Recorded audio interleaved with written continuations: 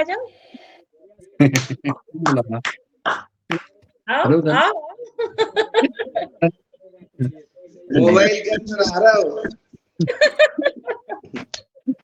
नहीं, चलिए बढ़िया, बहुत सुंदर। ये आज के देखो। हमारे योगाचार्य जी, आदरणीय बाबूजी, आलोक भैया के और सबके जैसे दादू वैसे ये बाबूजी, तो उनके लिए बहुत बहुत अभिनंदन। बढ़िया क्लास ली उन्होंने, बहुत अभिनंदन। कभी भी सतेज रहते हैं बिल्कुल, कोई रहे या न रहे, मगर हमारे बाबूजी हमारी क्लास बिल्कुल संभाल लेते हैं। तो इसलिए मैं उनका बहुत बहुत कोई आभार करती हूँ। बाबूजी को बुंदेलखंडी भाषा में जो कने वो कने, अंदर कोई गांस गुड़ी नहीं है। बगल में उनके गुरुजी जरूर जो है गुड़ी रखते हैं, लेकिन इधर कोई गांस गुड़ी नहीं। वे जो कछु है सब सारी बताई देते। ऐसे निर्मल मन के गुरु जी जो है एक आचार्य जी, मुंह सही छुआ बात है, निर्मल मन के, बिल्कुल निर्मल मन के। जो सही है वो सही है, कोई पक्षपात नहीं रहता है उनके इसमें। इसलिए उनके लिए जोरदार तालियां पूरी योगा हर सदन की तरफ से। ये पता नहीं चल रहा है कि ये बाबूजी की तारीफ के बहाने हमारी आलोचना कर रहे हैं। हम वही कह रहे थे, तारीफ तो ठीक है पर पड़ोसी की बात काहे कर रहे हैं भाई। तारीफ तो बात समझ में आ गई, पर पड़ोसी की नहीं बोलना है भैया। क्या है जो गलती करता है अपने आप सोच लेता कि हमारे लिए है, ये हमारे लिए है। ये बात सही है। जी, अभी ये अभी बात अभी सही चले है। आए हैं वहाँ के, ये देख रहे देखो पीछे बैठे पूरी एक क्लास, वो बैठे पीछे में ऐसा। तो उनको लगता है मेरे लिए है, मेरे लिए है। बिल्कुल बिल्कुल, हाँ, सोचने वाली हालांकि ये बात सब पहले ओवर आए हैं बाद में। है। हाँ चलिए, ये सोचने वाली बात है। और वैसे उनका उद्देश्य नहीं रहता है किसी को, मगर चलिए बहुत बढ़िया। और अब हम कृष्ण चलते बलराम हैं। की जोड़ी है, कृष्ण बलराम की जोड़ी है बहन जी। बिल्कुल कृष्ण बलराम है। हालांकि हम अब आलोचना कर रहे हैं, लेकिन ये पीताम्बरा योग क्लास उन्हीं की दम पे चल रही है, ऐसा नहीं है। आलोचना हम हंसी के लिए करते रहते हैं। हाँ बिल्कुल बिल्कुल, राम तन से लक्ष्मण जरूर, है। तन से और वो उनकी जोड़ी है, जवान किसान की जोड़ी है। तो बस ये जोड़ी के नाम ही नाम है, अनेक नाम है इन जोड़ी के। हमें पता ये है जोड़ी ऐसे ही सदा कायम रहे, बस हम परमेश्वर से यही प्रार्थना करेंगे, इनकी जोड़ी ऐसी बने रहे। साधियारत जे गुरुजी, साधियात बाबूजी को, बाबूजी ए बाबूजी कृपा करिए, बाबूजी पूरी ना खोल दिया बाबूजी। चलिए 7:10 हो रहे हैं और बाबूजी ने ज्यादा समय लिया आज। और चलिए कोई बात नहीं, और आगे चलते हैं हम। योग सत्र के बाद अब चलते हैं चर्चा सत्र में। और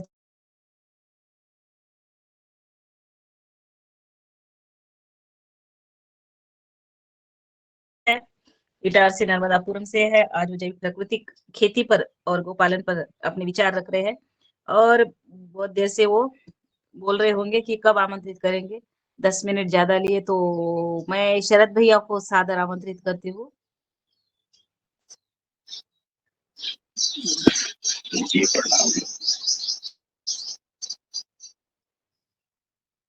और हाँ, विशेष बात ये है कि अगले संडे की शरद भैया की क्लास रहेगी योग की, इसलिए उनके लिए जोरदार थोड़ा अभिनंदन भी हो जाए। कहाँ जा रही होगी लिखो। ताली सबसे पहले हम बजाएंगे, ताली सबसे पहले हम बजाएंगे।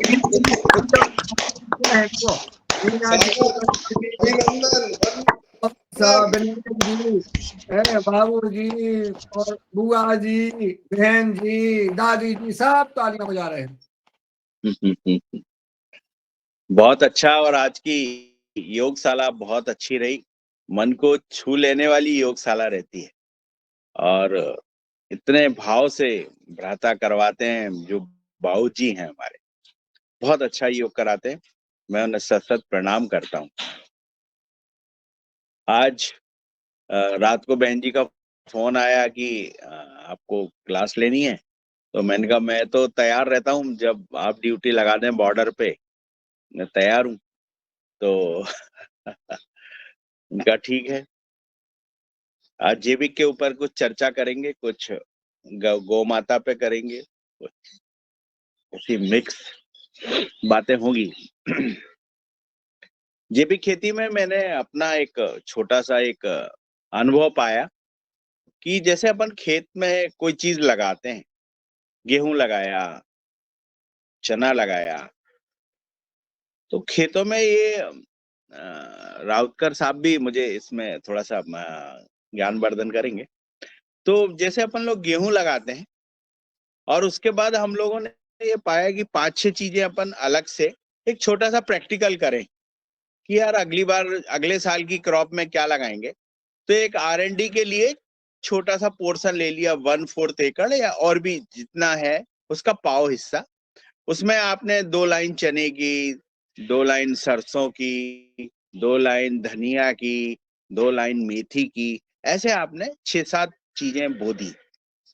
और जो सबसे अच्छी आती है, बहुत बढ़िया, उसको आने वाले साल के लिए आप चुनाव के लिए रखें, तो वो क्रॉप बहुत अच्छी होती है। जैसे गेहूं पे हमने ये पाया कि जैसे गेहूं में आप निरंतर गेहूं बोते आ रहे हैं, तो वहां जैविक करने में बहुत दिक्कत होती है।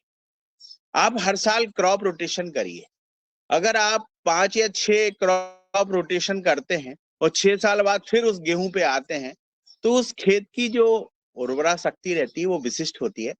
और खेत जो धरती माता है उसको उत्पादन करने में बहुत ताकत लगाती है। मतलब ये देखा गया कि जैसे एक साल आपने गेहूं किया जैविक तरीके से, दूसरे साल आपने जैविक तरीके से किया, लेकिन आपका उत्पादन गिरेगा, उतना उत्पादन नहीं आता आपका। 10 कुंटल से ज्यादा जैविक में उत्पादन आना बहुत मुश्किल होता है।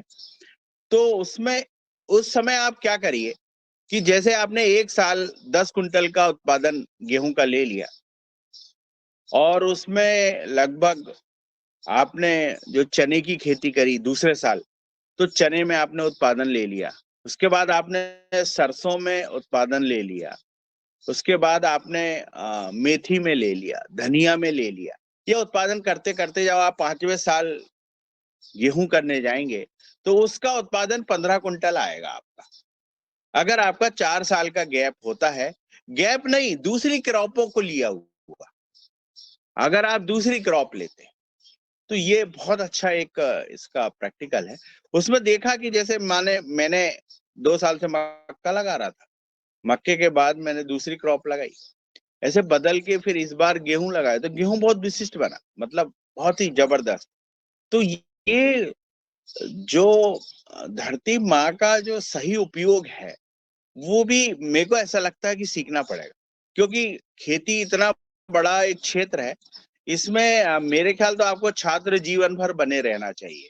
जीवन भर अगर आप छात्र बने रहेंगे तो कहीं ना कहीं कोई विशिष्ट मंजिल पे जरूर पहुंचेंगे। तो ये बहुत एक वो है।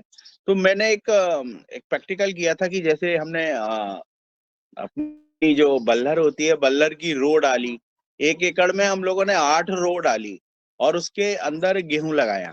तो गेहूं हमारा जो अंदर लगा वो जैविक तरीके से 6 कुंटल हुआ उसमें 1 एकड़ में।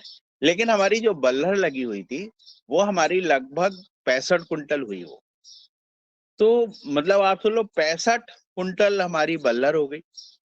वो भी 20 रुपए से कम नहीं बिकी, वो भी गेहूं के रेट के से ही ऊपर ही बिकी।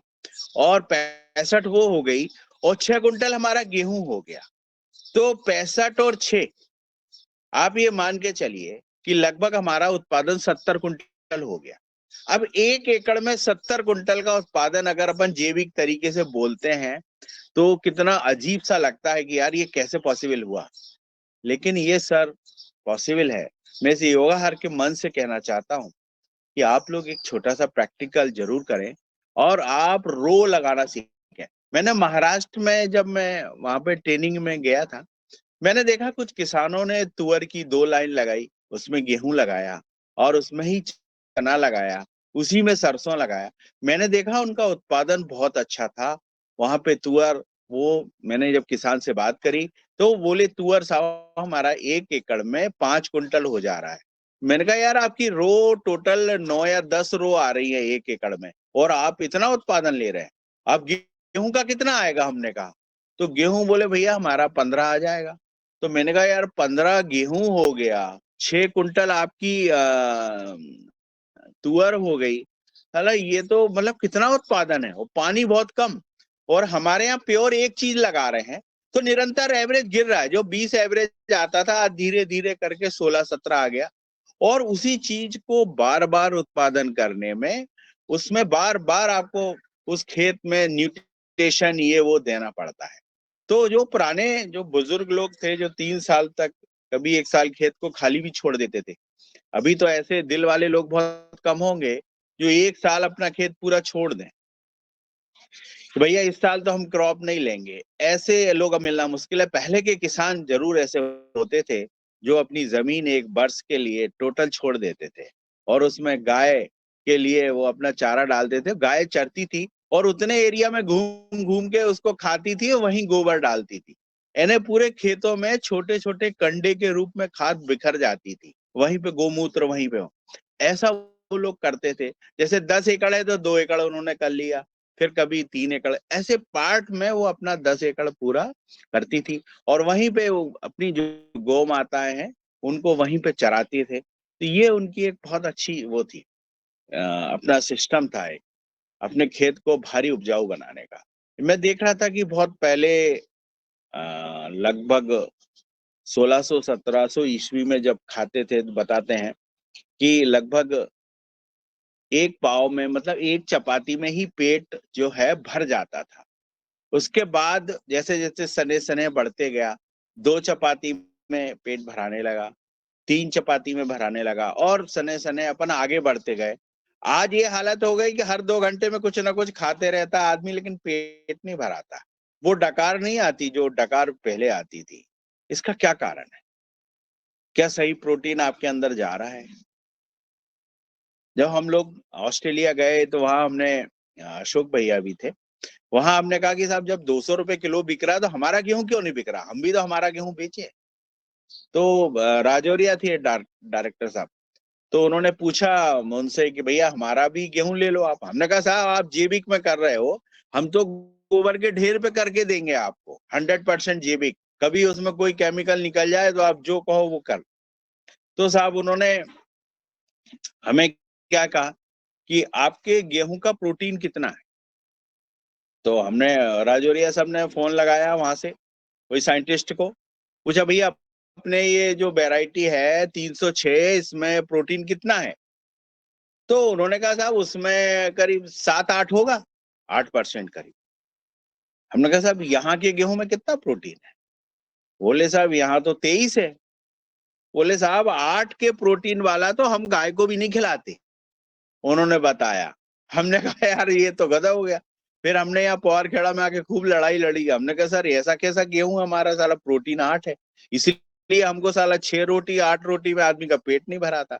अब हम 20 प्रोटीन वाली जो चपाती है वो खाते हैं। तो मैं इसमें डॉक्टर रोशन लाल सर जी को बोलूंगा कि सर ऐसी वैरायटी हमें भी निकालें जो ज्यादा से ज्यादा प्रोटीन हमें दे। अभी हमें पवारखेड़ा से इस बार 2 किलो गेहूं मिला था जिसमें लगभग 13 का प्रोटीन बता रहे हैं, वो नई वैरायटी है इस बार हमने लगाया है, तो वो उसमें 13 प्रोटीन आएगा। लेकिन अभी 13 और 22-23 में बहुत अंतर है। हम इतने पीछे क्यों हैं प्रोटीन में? हमारे जो पार्ट्स क्यों कम हो गए? वहां के गेहूं का इतना प्रोटीन क्यों है? और जब पुराना हमारा गेहूं था तो बोलते हमारे गेहूं में तो 30 से ऊपर प्रोटीन था 1700-1800 में। तो वो ऐसा क्यों है सर? ये चीजें हमें थोड़ी सी रोशन लाल सर जी से मैं आग्रह करूंगा कि कभी इस चीज पे जरूर हमें फोकस करके बताएं। जी सर। जी भैया, बहुत सुंदर बातें आपने कही है। पहली बात तो जो आपने शुरू किया था कि हम फसल जो है वो मिला के बोने वाला जो सिस्टम था, या और एक के बाद एक जो हम फसल चक्र की बात करते हैं, तो ये वास्तव में हमने ये जो मैकेनाइजेशन आया, तो मैकेनाइजेशन के बाद क्या हार्वेस्टिंग एक साथ करने के चक्कर में बड़े किसानों ने तो अपनाया, छोटे किसान भी उसी पे दौड़ पड़े, जबकि वो मैकेनाइजेशन जो था वो बड़े किसानों के लिए ठीक था। छोटे किसानों को तो अपनी जोतों में अपनी खेत के हिसाब से कि भैया वो बंदी में ये बो रहे हैं, ये बंदी में पानी रुकता है तो इसमें दूसरी फसल बोनी है, यहाँ पानी कम रुकता है यहाँ पे हमको दूसरी फसल बोना है, यहाँ थोड़ी जमीन भारी है तो यहाँ दूसरी फसल बोना है, यहाँ हल्की जमीन है यहाँ दूसरी। तो हम जमीन देख के हमारा किसान जो था 4 एकड़ का, 5 एकड़ का, 2 एकड़ का, वो खेत के हिसाब से फसल बोता। अब हमने क्या कर दिया, मैकेनाइजेशन आ गया तो जो पड़ोसी ने लगाया वो सब लगा दो। 10 एकड़ वाला भी वही खेती कर रहा, 2 एकड़ वाला भी वही खेती कर रहा। तो यहाँ जैसे मक्का लगाया तो मक्का, धान लगाई तो पूरे ने धान लगा दी, सोयाबीन लगाई तो पूरा ही सोयाबीन हो गया। तो ये जो विचित्र स्थिति है, इसमें हमारी जो भूमि की जो विशिष्टता थी वो खत्म हो गई। तो इससे उत्पादकता बहुत बुरी तरह प्रभावित हुई है। अब सिर्फ हम फर्टिलाइजर दे दे के उसको मेंटेन करने का प्रयास कर रहे हैं। हमारे पास ऑर्गेनिक कार्बन है नहीं, गोबर की खाद, गाय हमारी जो संख्या थी वो लगातार घटते जा रही है। तो ये जो भूमि की जो हमारी क्षरण है वो लगातार होते जा रहा है। तो इसके कारण ये जो हमारा उत्पादकता कम हो रही है और हमारा लाभ कम हो रहा है। जैसा भी आपने बोला कि हमने बरलर लगाई और उसके साथ गेहूं लगाया, तो जब आप सेम के साथ गेहूं लगाया होगा तो आपने देखा होगा माहू भी कम होंगे उसमें। माहू बिल्कुल बहुत कम रहे होंगे, तो आपको दवाइयों की आवश्यकता कम पड़ी होगी। हम क्या जब मिश्रित खेती लगाते हैं तो हम कीट व्याधियों का प्रकोप भी कम करते हैं, सिर्फ हम उतना ही नहीं करते। अब आपने 60 क्विंटल बरलर 20 के हिसाब से 65 क्विंटल आपकी हो गई 1,30,000 की। तो और गेहूं आपका 7 क्विंटल गेहूं हो गया, तो वो आपका 7 के 21,000 का वो हो गया। तो आपका लगभग 1.5 लाख रुपए और लागत आपकी आई होगी 25,000 30,000। वही सर, ये मैंने बहुत बारीकी से ये प्रैक्टिकल किया। जैसे अपन बल्लर की रो की जगह गिलकी लगा दे, तो गिलकी, लौकी और करेला, ये 3 चीज और प्लस गेहूं आपका, और ऐसी रो लगाते हैं तो इतना ही उत्पादन आ रहा है, मतलब 1-1.5 लाख रुपए पहुंच रहा है। लेकिन मैंने ये प्रैक्टिस में पाया कि अपन एक चीज पे ना जाए कि अरे यार ये गेहूं का हमारा उत्पादन तो बहुत कम हो रहा है, हमारा तो 6 क्विंटल ही आ रहा है जैविक में।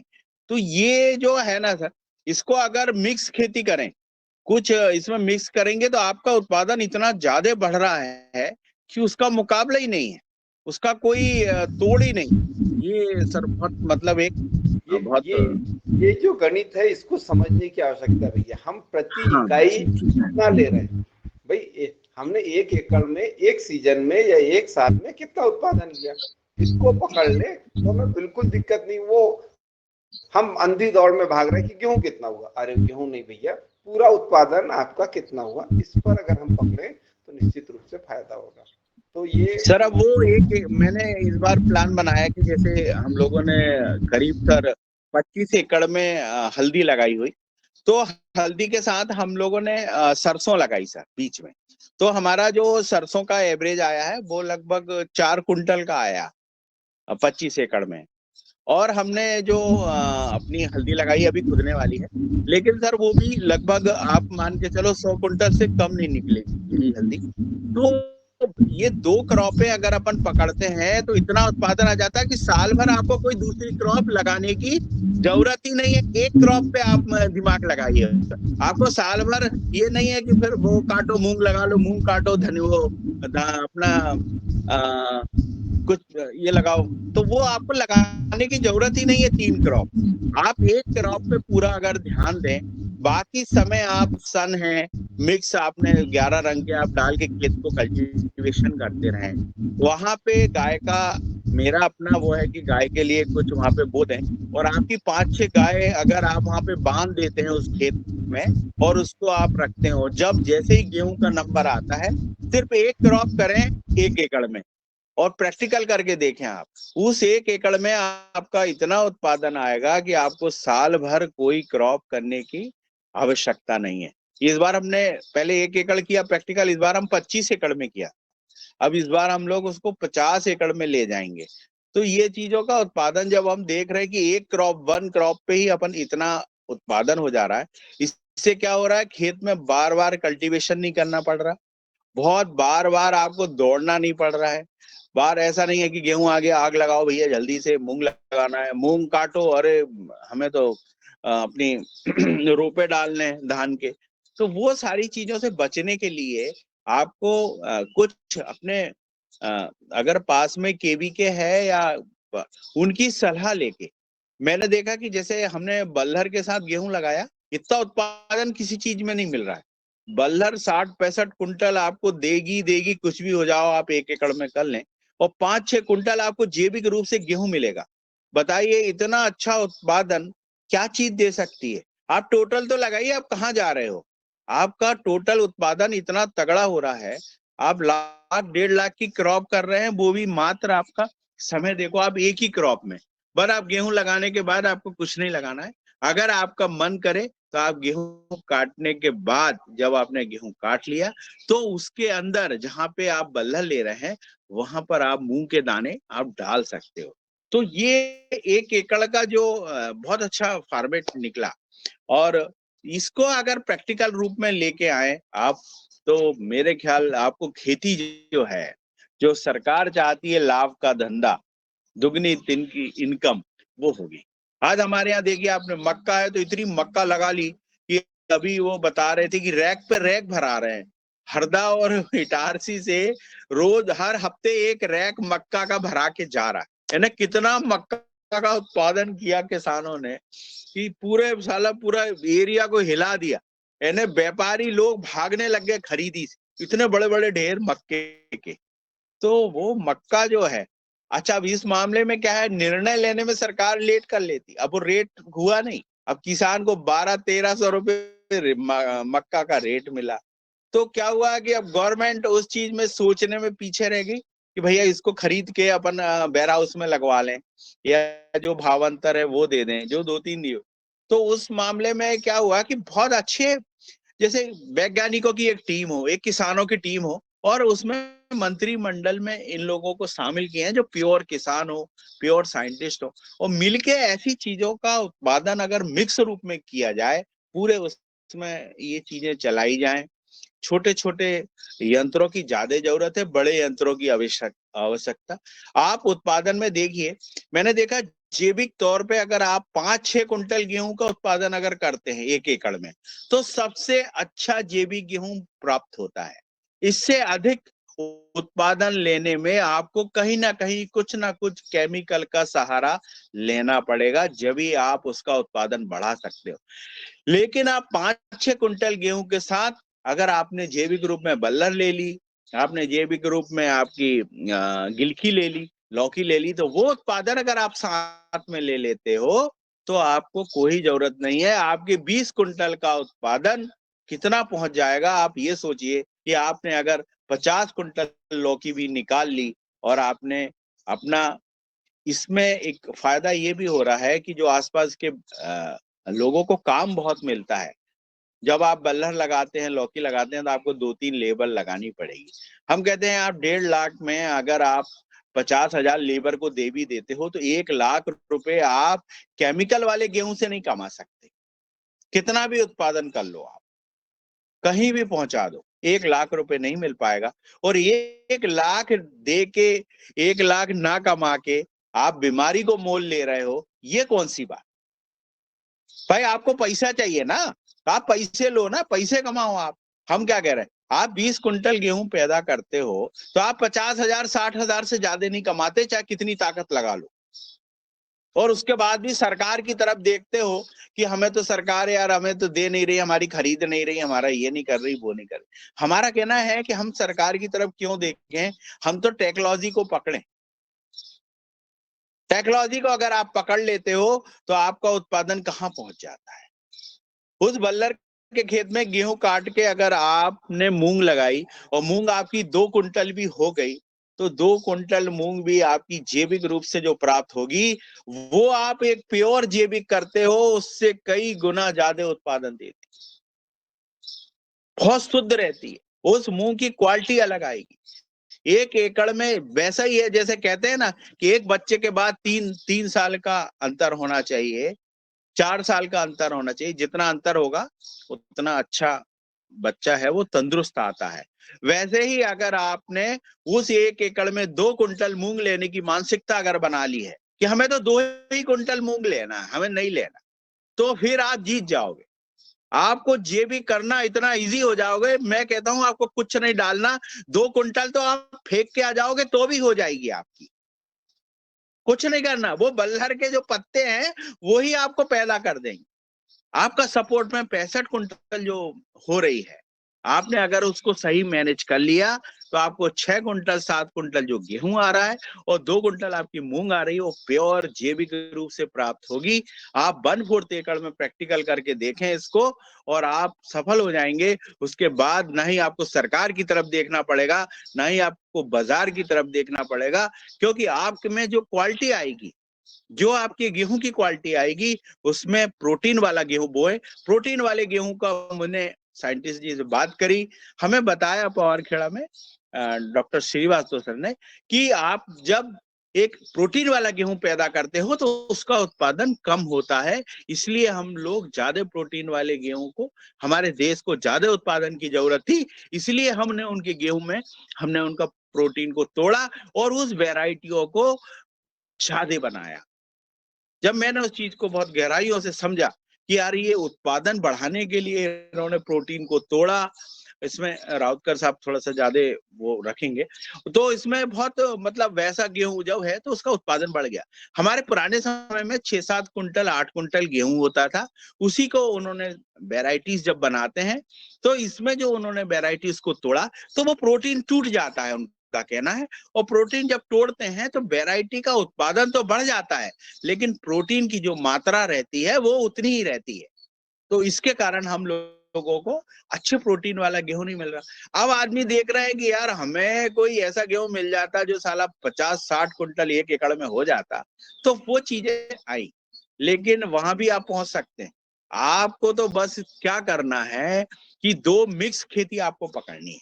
मिक्स खेती अगर इस पे बहुत जोर दीजिए, और मिक्स खेती अगर 2 एकड़ वाला भी करता है तो मुझे नहीं लगता कि 1 लाख रुपए एकड़ से कम कमाएगा। और आप तीनों क्रॉपों को जोड़ लीजिए, आपकी लागत तो निकाल लीजिए, जो अनाधुंध खाद डाल के आप पैदा कर रहे हो, आपके पॉकेट में 1 लाख रुपए से कम ही जा रहा है, ये निश्चित है, इससे ज्यादा नहीं जा रहा। उस 1 लाख के उत्पादन में आप अनाधुंध खाद डाल के अपनी जो धरती माँ को खराब तो कर ही रहे हैं। और जिन अन्नदाता कहलाते हैं आप, और आप जो उत्पादन कर रहे हो, तो उत्पादन खाने वाले के ब्लड में यूरिया बढ़ रहा है, कैंसर हो रहा है, बीमारियां बहुत तेजी से बढ़ रही हैं। उस चीजों को पहचानो। मैं अपने किसान भाइयों को बोलता हूँ, शक्ति से उस चीज को बंद करो और उसको पहचानो, और उत्पादन आप ज्यादा लो लेकिन मिक्स खेती करो। जिस समय आप अगर मिक्स खेती करोगे, आपका उत्पादन इतना तगड़ा आने वाला है कि आप हमेशा के लिए ये चीजें भूल जाएंगे। आप अपनी रो डालना शुरू कर दीजिए। अगर आपको लगता है कि भाई मैं तो हार्वेस्टर से मेरी क्रॉप काटूंगा, मेरे पास भी हार्वेस्टर होता है, तो आप क्या करिए, ऐसी क्रॉप लगाइए। जैसे अब आप गेहूं और बल्लर लगाते हैं, अर्ली वाली आपने बल्लर लगा ली, अब आपके गेहूं कटने के पहले आप बल्लर को अपनी काट दीजिए, बेल को हटा दीजिए, आपका खेत पूरा हो जाएगा। आप अपने हार्वेस्टर से गेहूं को काट लीजिए। आपका चने की रो डालोगे आप, तो चना पहले कट जाएगा। आप जो भी क्रॉप आपको लेना है, एक बेल वाली ले लो, एक अनाज वाली ले लो, और आपका मैदान जीत जाओगे। आप 1-1.5 लाख से कम नहीं कमाओगे, और आपको सिर्फ एक क्रॉप साल में लगानी पड़ेगी। ये बहुत अच्छा है। इसमें मैंने और अपने पिताश्री में कई बार इसमें बल्लरों में हम लोगों ने प्रैक्टिकल करे कि गेहूं की जगह अगर आप गोभी लगा देते हैं तो और पैसा बनता है। आप अगर उसमें ब्रोकली लगा देते हैं तो और पैसा बनता है। पैसा बढ़ते ही जाता है। ये समझ नहीं आता ये टेक्नोलॉजी आगे क्यों नहीं बढ़ रही है। इसमें एक तो इतने लोगों को काम, 50-60 लोगों को आप 10 एकड़ में काम मिल जाता है। 50,000 रुपए एकड़ आपके पास बांटने के लिए आ जाते हैं। उसके बाद भी आप 1-1.25 लाख रुपए आप अपना शुद्ध मुनाफा कमा सकते हैं। ये बहुत अच्छा एक वो है, आप लोग करिएगा इसको। और अब किसी के कुछ क्वेश्चन है तो मुझसे पूछिएगा, नहीं फिर मैं गौ माता के ऊपर अब जाने का तैयारी मेरी। हैंड रेस हुआ है शायद। जी जी सर। जी जी आते। बहुत बहुत धन्यवाद आदरणीय शरद भैया। आपने, आपके पास तो लगता नहीं आपके किसान हैं कि वैज्ञानिक हैं कि क्या है, प्रशासनिक है कि सरकार है कि किसान है, तो ये पता नहीं पड़ता आपका कि आप क्या है ना, कोई तोड़ सकता है आपको। आपको जिस चाहे क्षेत्र में जो भी है, और सारे अनुभव के साथ बात करते हैं, जैसे खुद करते हैं, क्या क्या करते रहते हैं, कितने समय में क्या करते हैं, हर परिस्थिति में, हर क्षेत्र में आप जो है सक्रिय रहते हैं, और आपका जो अनुभव है। मेरा ऐसा निवेदन है कि अभी जो गेहूं लगभग हार्वेस्टिंग हो रही है, कट रहा है, कट चुका है कुछ कुछ का, इसमें लोग बाग सीधा मूंग लगाते हैं, मूंग बो देते हैं और अंधाधुंध मूंग बोते हैं। इसकी जगह हम और क्या खेती कर सकते हैं हमारे किसान भाई? चूंकि जो आपने कहा है कि बदलना चाहिए, अभी आपने जो भी सब्जी आप लगाते हैं वो 80 और 100 रुपए, 120 रुपए बेचते हैं। इसके नीचे आपने 50 के नीचे तो आपने कोई सब्जी बेची नहीं, जो भी जी लगाते हैं। तो वो किसानों को मार्गदर्शन करें कि गर्मियों में मूंग पर जो ध्यान है उसकी जगह अपन क्या और कर सकते हैं। जी भैया। बहुत अच्छा, और बहुत अच्छा आपका क्वेश्चन है। और मैं बताना चाहता हूँ मुनीलाल सर जी की मूंग ये एक ऐसी क्रॉप नहीं है कि गेहूं के बाद मूंग आप लगाएं। इस समय अगर आपके पास, जैसे हम लोग क्या करते हैं कि पॉलीथिन में लौकी की बेल तैयार करके रख लेते हैं, तो इस समय हमारी 4-5 पत्ती हमारी लौकी हो जाती है। तो हम लोग क्या करते हैं कि लौकी की जो रो है अपना बना के उसको डाल देते हैं। लेकिन आपके पास उतने बांस, उतने तार, सबका इंतजाम होना चाहिए, तो आप इसमें बहुत सक्सेस होते हैं। अभी भी आपका लौकी का जो उत्पादन होता है, तो इस समय क्या होता है, जैसे इस समय अगर लौकी निकलती, जैसे हमारी लौकी अभी निकल, तो 9 दुर्गा के समय अगर आपकी लौकी निकलती है तो भाव अच्छे रहेगी। तो इतने सारे त्योहार हैं अपने, तो उन त्योहारों का अगर आकलन कर लें और फसल का निकालने की आप डेट फिक्स कर लें, जिस दिन आपकी 9 दुर्गा शुरू हो, उस दिन आपकी लौकी का उत्पादन शुरू हो जाए। आप सोचिए, आपका वर्ष स्टार्ट हुआ, 9 वर्ष, आपने सबको बधाइयां दी होगी, लेकिन बधाइयों के साथ एक चीज भूल गए कि अपने खेतों में उत्पादन भी उस डेट में होना चाहिए। अगर आपने उत्पादन कर लिया, मान लो लौकी का कर लिया, गिलकी का कर लिया, तो अभी मेरे ख्याल आपको 100 रुपए किलो से कम कोई पैसा नहीं देगा, और एक तोड़ाई में आपकी मूंग निकलेगी। मैं नहीं कहता कि 5 या 6 तोड़ाई होगी, मैं तो आपसे बोलता हूँ कि आप एक तोड़ाई लौकी की करिए और मूंग के पैसे एक ही तोड़ाई में ले लीजिए। लेकिन उसके लिए लेबोरियस थोड़ी मेहनत करनी पड़ती है, खेत के साथ ज्यादा रहना पड़ता है। आप पॉलीथिन में अगर माता बहनों को आप सक्रिय कर लें खेतों में, मैं हमेशा से, मैंने हर मंच में इस चीजों को रखा है कि घर की जो महिलाएं हैं उनको अगर खेत में आप शामिल कर ले, में अपनी खेती में शामिल कर लें, और मैं तो कहता हूँ अपनी पूरी जिंदगी में सही ढंग से शामिल कर लें, तो शायद ही कोई समस्या आपको आएगी। आप पूरा जिस प्रकार आपके शरीर में खून चल रहा है, वैसे घर के मातृत्व को आप अपने अंदर लीन कर लीजिए। मेरे ख्याल आपके हर बिजनेस की बुलंदियों को कोई छू नहीं पाएगा, ये मैं इस मन से बोलूंगा। घर की महिलाओं को क्यों नहीं आप खेती में ले जाना चाहते? वो क्यों नहीं आप उनको साथ में ले जाना पसंद करते हैं? क्या रीजन है? ये हमें आज तक समझ नहीं आया कि हमारे हमारे गांव में कुछ महिलाएं जरूर अब खेतों में जा रही हैं, लेकिन अभी भी बहुत कम है। मेरी मेरी माता 1970 में एमए हैं, उन्होंने एमए किया था 1970 में। जब मेरे नाना जी ने उन्हें एमए कराया, तो महिलाओं को मतलब बच्चियों को पढ़ाना ही बड़ा भारी पाप माना जाता था। आप बताइए, अरे भैया, अरे मास्टर दादा, आप कहाँ बच्ची को पढ़ा रहे हो, ये शब्द होते थे उनके।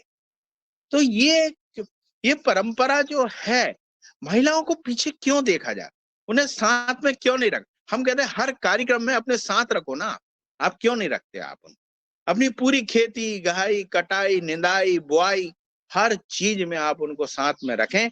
आपका डब्बा जा रहा है तो उनका डब्बा भी आप साथ में ले जाएं, और आप जब अपने खेत में आप दोनों खाना खाएंगे, तो मैं नहीं कहता हूं कि इससे बड़ा मातृ सुख आपको कहीं नहीं मिल सकता। आप तो खेती में आप शामिल करिए। जो लेबर, जो कर्मचारी होते हैं, उनसे काम कराने का जो गुण है वो महिलाओं में ज्यादा है, ये मैं मानता हूं। मैं ये नहीं कह रहा हूं कि मैं आदमियों की बुराई कर, लेकिन वो उनमें काम कराने की शक्ति इसलिए ज्यादा होती है कि वो, उनको एक एंटरटेनमेंट, जैसे महिलाएं वर्कर हैं, उनको एक एंटरटेनमेंट करा के वो ज्यादा वर्क करा लेती हैं उनसे, और बहुत अच्छा।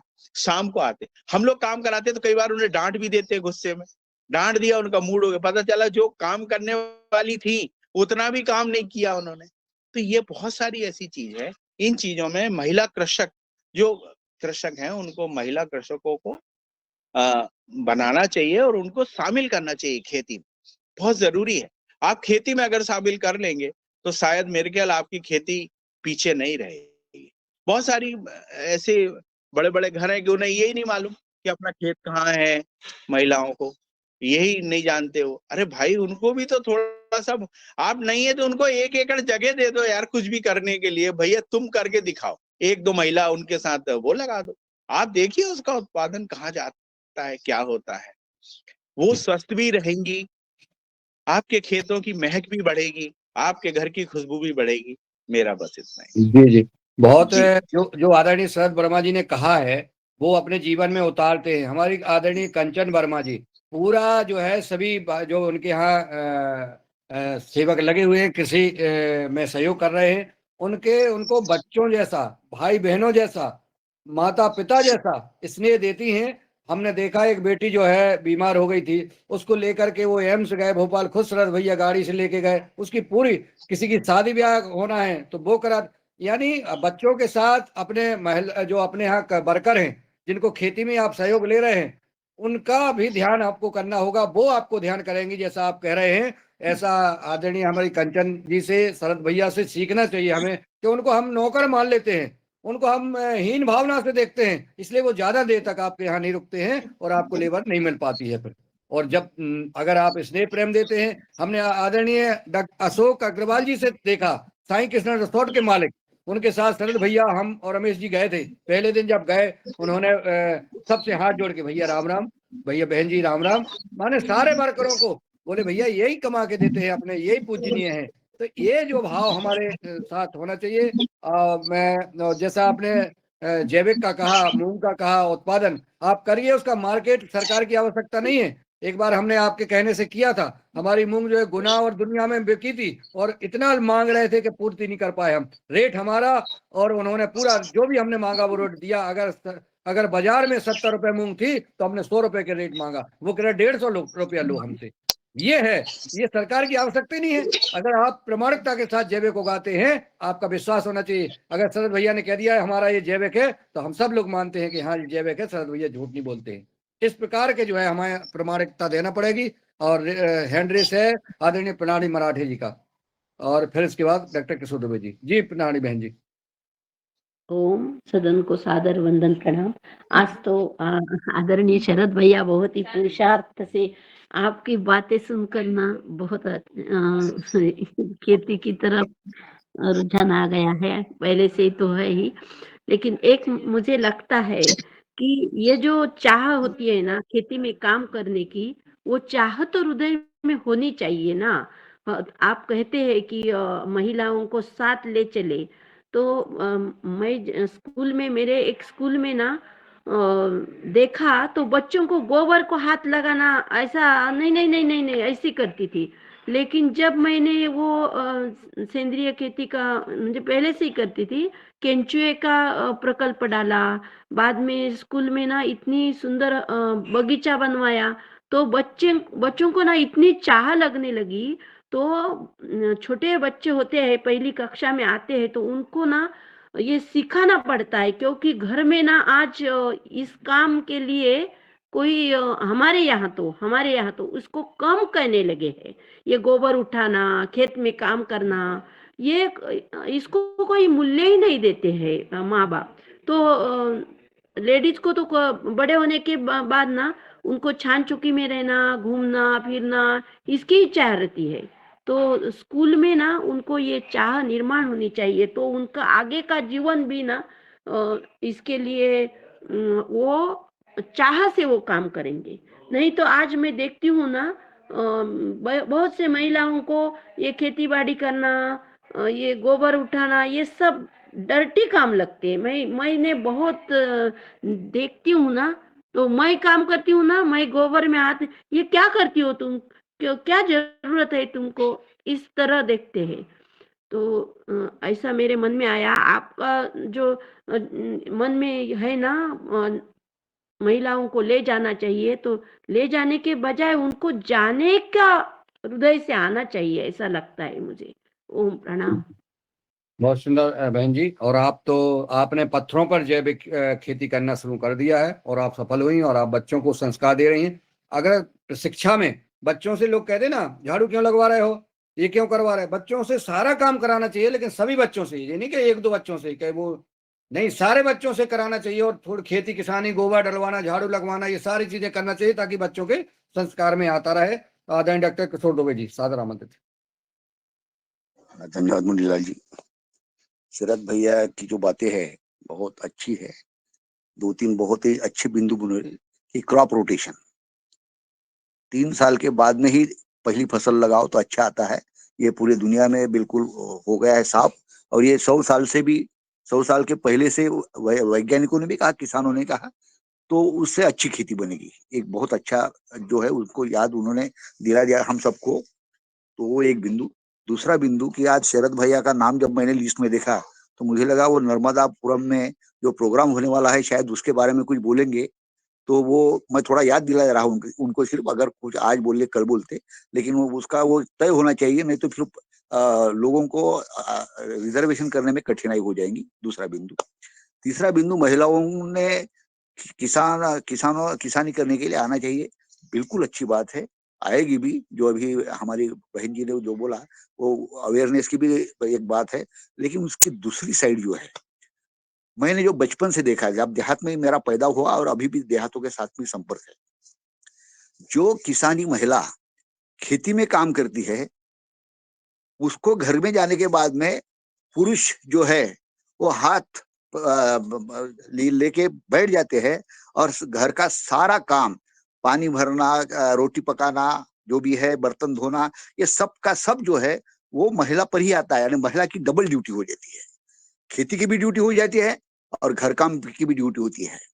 तो इसका ये जो है उसका निराकरण अगर करना है तो महिला खेती में आए, हमारे साथ में काम करे, उसका आनंद जरूर है। शरद भैया जैसे उम्र में भी और हमारे उम्र में भी वो आनंद है, लेकिन उसके साथ साथ हम घर काम में मदद करें, ये पुरुषों को तय करना है। मैं हर बार जब बचपन से आप बोला, इस मंच पे भी बोला हो, मैं मेरे माँ से लेकर अभी मेरी बहू है, लेकिन रोज मैं उसको सब्जी काट के देता हूँ। बाजार से जो भी सामान आता है उसको रख रखाव करने में, आटा पीसने में, जो भी घर काम होते छोटे मोटे होते हैं वो उसमें मैं हाथ बटाता हूँ। ऐसा हर पुरुषों ने करना चाहिए, नहीं तो महिलाओं को खेती में लेकर उसकी डबल ड्यूटी कराओगे और घर जाके और फिर उसको फायदा करने के बजाय उसका बर्डन बढ़ाओगे। ये बर्डन बढ़ाना नहीं चाहिए, बस इसका ध्यान रखे। और हम सब पुरुष, कम से कम योगा हर के पुरुष तो अपनी तरफ से, हम खुद से, अपने बेटों से, अपने जो भी वह है कि घर काम में मदद करे, बस यही मेरा कहना है। धन्यवाद जी। धन्यवाद डॉक्टर साहब। कल मैंने भी सब्जी बनाई थी, कल बनाई थी और परसों बनाई थी कि नहीं? हाँ, तो कल हमने जो है जो आपने कहा कि किचन में हाथ बांटना चाहिए, और ये महिलाएं आती हैं खेत से, बाड़ी से, साथ से, तो ऐसा नहीं कि आप बैठ जाओ वो करती रहें। बहुत अच्छा आपने वो दिया। कोई शरद भैया का कोई वो हो तो फिर मैं आदरणीय पवन कुमार जी को बुलाऊंगा।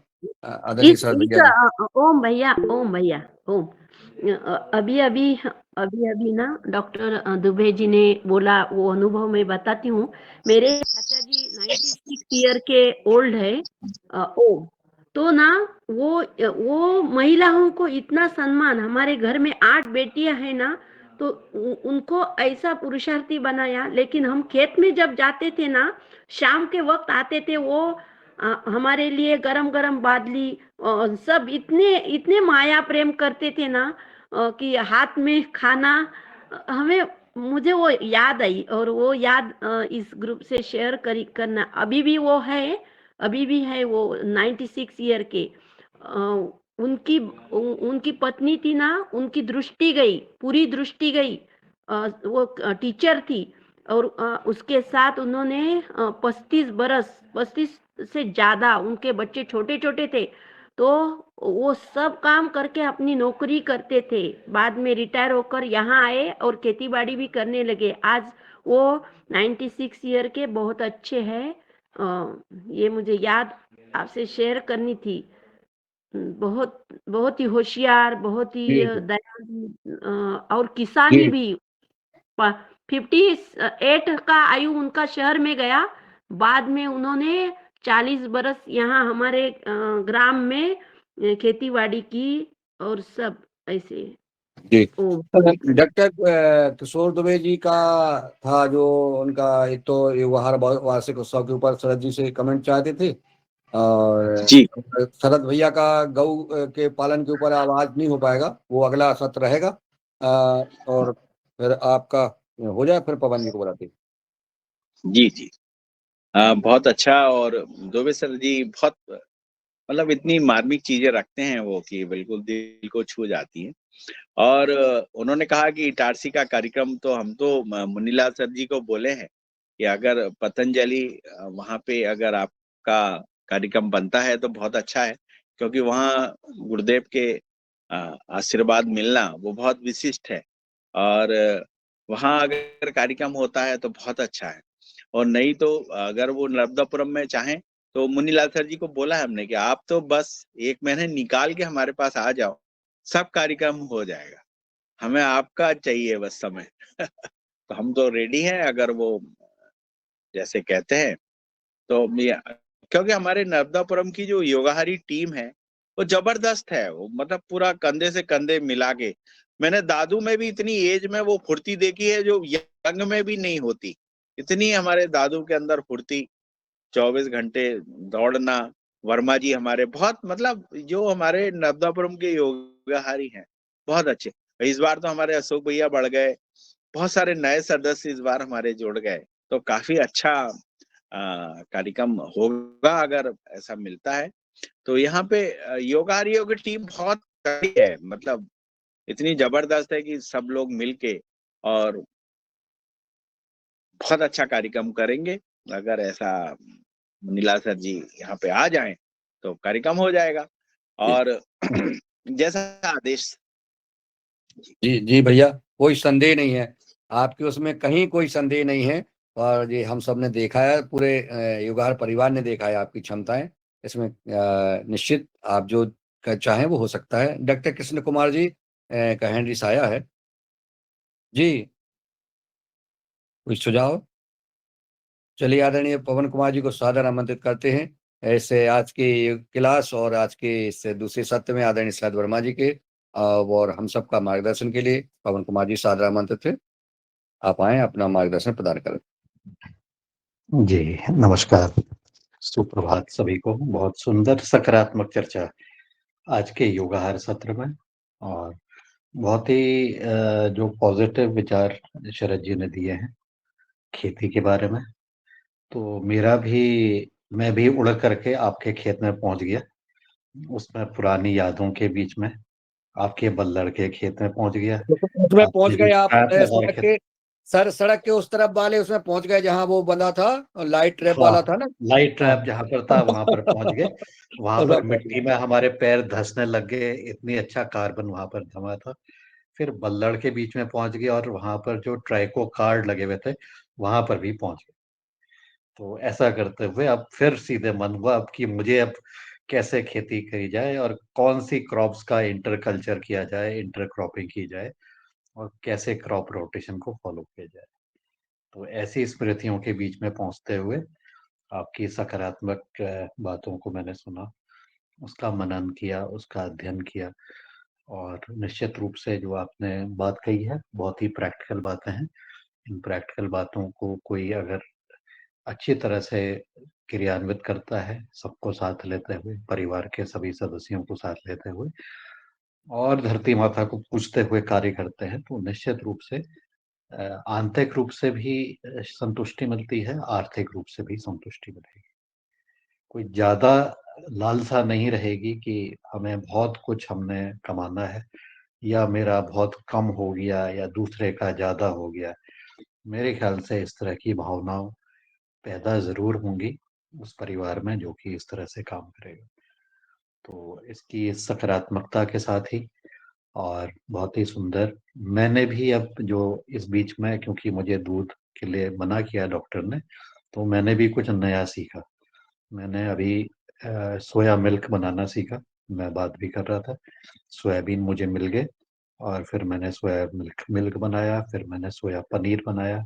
अब अगला कार्यक्रम उसका दही बनाने का है, बिना उसमें वो ठीक सी आ जाती है, बिना उसको किए हुए। तो ऐसा करते हुए कुछ नई चीजें सीखने का भी मौका मिल जा रहा है, और उसको सीखते हुए उसमें फिर उसका भी आनंद ले रहे हैं। तो आज की सर जो अपने सर जी इसमें अपन जो दूध बनाते हैं उसमें जी हल्की से आप इलायची का उपयोग करिएगा। हाँ हाँ हाँ, मैंने बहुत किया अच्छी, उसको, मैंने पीस के डाला उसको, तो उसका भी बहुत बढ़िया, बहुत सुंदर। बहुत ही बढ़िया जी उसका भी रहा।